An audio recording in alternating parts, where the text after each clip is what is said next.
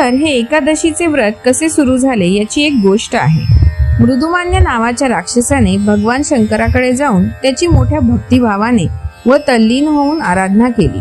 श्री शंकराने प्रसन्न होऊन तू कोणाकडूनही मरणार नाहीस, पण एका स्त्रीच्या हातून मरशील असा वर दिला। असा वर मिळताच मृदुमान्य राक्षस अधिकच उन्मत्त झाला व त्याने सर्व देवांवर स्वारी करून देवांचा पराभव केला।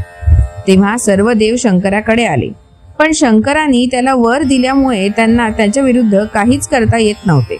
मग सर्व देव शंकरासह एका गुहेत जाऊन लपून बसले। तिथे त्या सर्वांच्या श्वासातून एका देवता निर्माण झाली। तिचे नाव एकादशी।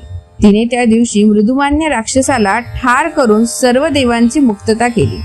त्या दिवशी पाऊस पडत होता, त्यामुळे सर्व देवांना स्नान घडले। तसेच सर्वजण गुहेत लपून बसल्यामुळे त्यांना उपासही घडला।